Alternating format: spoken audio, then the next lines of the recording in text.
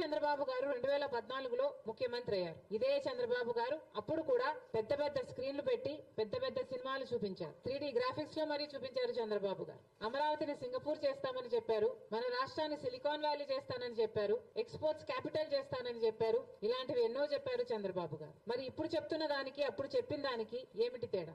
అప్పుడు చెప్పినవన్నీ అమలైతే మళ్ళీ ఇప్పుడు చెప్పాల్సిన అవసరం లేదు కదా. అప్పుడు చెప్పిన అమలు చేయలేకపోయాడు చంద్రబాబు కాబట్టే మన రాష్ట్రం గత 10 ఏళ్లగా 5 సంవత్సరాలు చంద్రబాబు గారి హయాంలో, ఇంకొక 5 సంవత్సరాలు జగన్మోహన్ రెడ్డి గారి హయాంలో ఏది సాధించలేకపోయింది కాబట్టే మళ్ళీ ఈ రోజు చంద్రబాబు గారు కొత్త సినిమా చూపిస్తున్నారు. నిజానికి ఇది పాత సినిమాయే, కొత్త టైటిల్ అంతే. పాత గిఫ్ట్ న్యూ బాక్స్ అన్నట్టు పాత బుక్కే, కవరు టైటిల్ మాత్రమే మారింది. మీకు అనిపించడం లేదా ఈ కథ ఎక్కడో విన్నట్టుందని? సింగపూర్ ను చేస్తానని, సిలికాన్ వ్యాలీని చేస్తానని, ఎక్స్పోర్ట్స్ డబుల్ చేస్తామని, ఎక్స్పోర్ట్స్ క్యాపిటల్ చేస్తామని, నాకైతే ఇవన్నీ విన్నట్టే ఉంది. కానీ అప్పుడు అవన్నీ అమలు కాలేదు. ఇప్పుడు మళ్ళీ అమలు చేస్తానంటున్నాడు చంద్రబాబు గారు. అందుకే అడుగుతున్నాం, ఏ మాత్రం అమలు చేయగలరు చంద్రబాబు గారు అని. వాగ్దానాలు అమలు చేయాలి అంటే చిత్తశుద్ధి ఉండాలి. అదే ఉందా లేదా అని అడుగుతున్నాం చంద్రబాబు గారిని. కానీ చంద్రబాబు గారిని ఒక విషయంలో అప్రిషియేట్ చేస్తున్నాం. జాబ్స్ ఫస్ట్ అన్నాడు చంద్రబాబు గారు. ఈ రోజు చాలా మందికి తెలియని విషయం, నిజంగానే మన రాష్ట్రంలో అన్ఎంప్లాయ్మెంట్ అన్నది one of the biggest problems.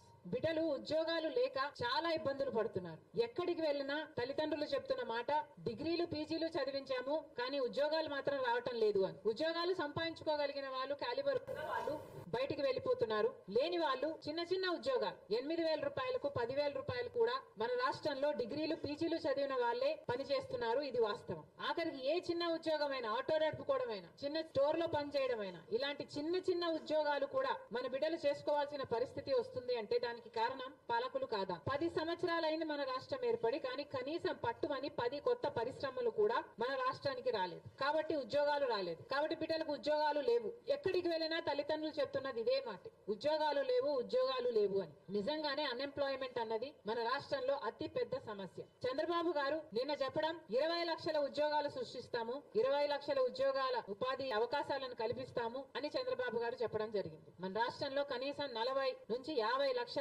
మంది బిడ్డలకు ఉద్యోగాలు లేకుండా అవస్థలు పడుతున్నారు. సరే, చంద్రబాబు గారు 20 లక్షల ఉద్యోగ అవకాశాలను కల్పిస్తామని చెప్పడం జరిగింది. అలా చూసుకున్నా 5 సంవత్సరాలలో 20 లక్షలంటే సంవత్సరానికి 4 లక్షల ఉద్యోగాల కల్పించడం చంద్రబాబు చేయాల్సి ఉంటుంది. ఇది ఇలా పెడితే 20 లక్షల మందికి చంద్రబాబు గారు ఒకవేళ ఈ 6 పాలసీ ప్లాన్ అమలు చేయగలిగి చంద్రబాబు గారు 20 లక్షల ఉద్యోగాలు ఇవ్వగలిగినా మిగతా బిడ్డల సంగతి ఏమిటి? ఇంకా 20 లక్షలో 30 లక్షలో ఇంకా ఉద్యోగాలు రాని వాళ్లే ఉంటారు. మరి అలాంటప్పుడు ఆ బిడ్డల పరిస్థితి ఏమిటో కూడా ప్రభుత్వాలు ఆలోచించాల్సిన అవసరం ఉంది. బీజేపీతో పొత్తు పెట్టుకున్నారు. బీజేపీ పార్టీ చెప్పిన మాట, సంవత్సరానికి 2 కోట్ల ఉద్యోగాలు ఇస్తాము అన్నారు. ఏది? 10 సంవత్సరాల క్రితం. అంటే ఇప్పటికి 20 కోట్ల ఉద్యోగాలు ఇచ్చుండాలి బీజేపీ పార్టీ. మరి మన రాష్ట్రంలో మన బిడ్డలకి ఎంతమంది, ఎన్ని కోట్ల మందికి ఉద్యోగాలు ఇచ్చింది బీజేపీ పార్టీ? మోడీ ప్రభుత్వం 0. మరి అలాంటప్పుడు బీజేపీ పార్టీ ఏమీ చేయనప్పుడు, మోడీ గారు మన కోసం ఏమీ చేయనప్పుడు చంద్రబాబు గారు ఎందుకు మద్దతు ఇస్తున్నారు? 20 లక్షల ఉద్యోగాలు చంద్రబాబు గారు నిజంగానే ప్లాన్ సక్సెస్ అయ్యి ఉద్యోగాలు ఇచ్చినా మిగతా బిడ్డలకు ఉద్యోగాలు ఇవ్వాల్సిన బాధ్యత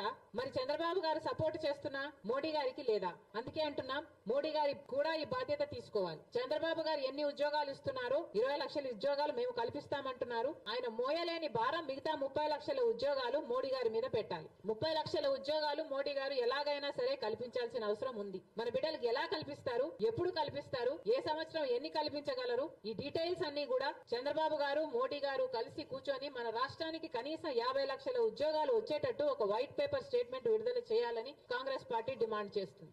ఎందుకంటే ఇది కనిపించని సమస్య. అన్ఎంప్లాయ్మెంట్ అన్నది కనిపించడం లేదు మనకు, కానీ నిజంగానే ఇది ఒక భూతం లాగా తయారవుతుంది. నిజంగానే మన బిడ్డలకు ఉద్యోగాలు రాక వలసలు పోతున్నారు. నిజంగానే ఒక రోజు ఇలాగే కంటిన్యూ అయితే అసలు యువతే లేని రాష్ట్రంగా మన రాష్ట్రం తయారు కాబోతుంది. ఇది జరగకూడదు అంటే ఉద్యోగాలు ఇక్కడ కల్పించాల్సిన అవసరం ఉంది. దానికోసం చెప్తున్నాం చంద్రబాబు గారికి, మోడీ గారికి. ఇక్కడ ఎంపీలను వాడుకొని మరి మోడీ గారు అక్కడ అధికారంలో ఉన్నారు, ప్రధానమంత్రి కుర్చీలో కూర్చొని ఉన్నారు. కాబట్టి ఇది మోడీ గారి బాధ్యత కూడా. రాష్ట్ర ప్రభుత్వం ఎన్ని ఉద్యోగాలు కల్పిస్తుంది, కేంద్ర ప్రభుత్వం ఎన్ని ఉద్యోగాలు కల్పిస్తుంది, సంవత్సరానికి ఎన్ని ఉద్యోగ అవకాశాలు కల్పిస్తారో ఒక వైట్ పేపర్ స్టేట్మెంట్ విడుదల చేయాలని కాంగ్రెస్ పార్టీ డిమాండ్ చేస్తుంది. అంతేకాదు గవర్నమెంట్ జాబ్స్ విషయానికి వస్తే దాదాపు ఈ రోజు వరకు కూడా 3 లక్షల ఉద్యోగాలు ఇంకా ఖాళీగానే ఉన్నాయి, భర్తీ చేయాల్సిన అవసరం ఉంది. మరి ప్రభుత్వాలు ఎందుకు భర్తీ చేయటం లేదు? చంద్రబాబు గారిని కాంగ్రెస్ పార్టీ డిమాండ్ చేస్తుంది, దాని మీద కూడా ఒక వైట్ పేపర్ స్టేట్మెంట్ మీరు విడుదల చేయాల్సిన అవసరం ఉంది. ఎన్ని ఖాళీగా ఉన్నాయి, అవి ఎప్పుడు భర్తీ చేస్తారు? మన బిడ్డలకు జాబ్ క్యాలెండర్ అయితేనేమి, లేకపోతే ఈ 3 లక్షల ఉద్యోగాలకు సంబంధించి అసలు ఎన్ని ఖాళీగా ఉన్నాయో ముందు ఆ విషయాన్ని బయట పెట్టండి. కనీసం పిఎస్సికి ఒక చైర్మన్ ను కూడా ఇంతవరకు ఎంపిక చేయలేదు అంటే మరి మీరు ఉద్యోగాలు భర్తీ చేసే విషయంలో మీ చిత్తశుద్ధి ఉంది అని ఎలా నమ్మటం? అందుకే చెప్తున్నా, బిడ్డల విషయంలో చంద్రబాబు గారు జాబ్స్ ఫస్ట్ అని అన్నారు కాబట్టి చంద్రబాబు గారికి అవగాహన లేదు అనుకోవడానికి లేదు. ఇప్పుడు అవగాహన ఉంది. అన్ఎంప్లాయ్మెంట్ చాలా మేజర్ ప్రాబ్లం అన్న విషయం చంద్రబాబు గారికి తెలుసు, తెలిసే మాట్లాడారు. కాబట్టి తెలిసిన విషయాన్ని కూడా ఈయన నిర్లక్ష్యం చేస్తే ప్రజలు చంద్రబాబు గారిని క్షమించరు. దయచేసి అన్ఎంప్లాయ్మెంట్ అన్నది నిజంగానే ఒక సీరియస్ ప్రాబ్లం గా పరిగణించి ఎలా ఉద్యోగాలు కల్పిస్తారో చంద్రబాబు గారు ప్రైవేట్ సెక్టర్ లో అయితేనేమి, ప్రభుత్వ సెక్టర్ లో అయితేనేమి చంద్రబాబు గారు వైట్ పేపర్ స్టేట్మెంట్ డిక్లేర్ చేయాల్సిన అవసరం ఉంది.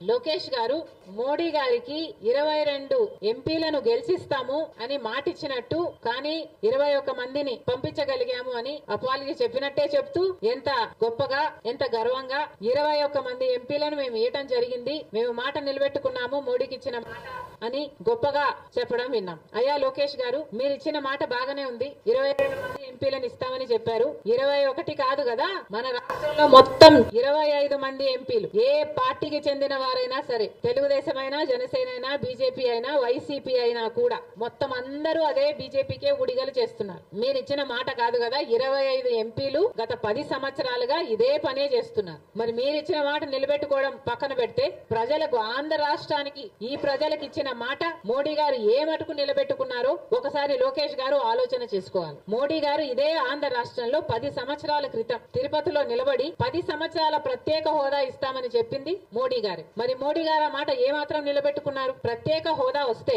అసలు ఈ పాలసీలే అవసరం లేదండి, ఈ ఇండస్ట్రియల్ పాలసీలని ఇన్ని పాలసీలు చంద్రబాబు గారు ప్రవేశపెడుతున్నారే, ఈ పాలసీలు ఏవీ అవసరం లేదు. ప్రత్యేక హోదా వస్తే పరిశ్రమలు అవే పరిగెత్తుకుంటూ వస్తాయి. ప్రత్యేక హోదా ఇమ్మని చెప్తున్నది అందుకే. మోడీ గారు 10 సంవత్సరాల క్రితం 10 సంవత్సరాల ప్రత్యేక హోదా ఇస్తామన్న మోడీ గారు ఇంతవరకు పట్టించుకోవడం లేదు. పక్క రాష్ట్రాలలో ప్రత్యేక హోదా వచ్చిన రాష్ట్రాలు ఉత్తరాఖండ్ అయితేనేమి, హిమాచల్ ప్రదేశ్ అయితేనేమి, వీటికి ఉత్తరాఖండ్ కైతే 2000 కొత్త పరిశ్రమలు వచ్చాయి. దాంతో 490% ఎక్కువ ఉద్యోగ అవకాశాలు కలిగాయి. హిమాచల్ ప్రదేశ్ లో అయితే 10,000 కొత్త పరిశ్రమలు వచ్చాయి. ఇంత అభివృద్ధి జరుగుతుంది. మనకే గనక ప్రత్యేక హోదా వస్తే దాదాపు 1000 కిలోమీటర్లు ఉంది మన కోస్ట్, ఎన్ని పరిశ్రమలు రావాలి? ఆంధ్ర రాష్ట్రం నిజంగానే భారతదేశంలోనే it will be the best. కానీ ప్రత్యేక హోదా గురించి మోడీ గారు మాట్లాడడం లేదు. మీరు ఇచ్చిన మాట సరే, మరి మోడీ గారికి ఇచ్చిన మాట గురించి మీరు అడగాల్సిన బాధ్యత మీకు లేదా? లోకేష్ గారు సమాధానం చెప్పాలి. అంతేకాదు పోలవరం ప్రాజెక్ట్, అసలు పోలవరం ప్రాజెక్టు నాది గ్యారంటీ పూర్తి చేస్తానన్నాడు మోడీ గారు. మరి ఎందుకని పూర్తి చేయటం లేదు?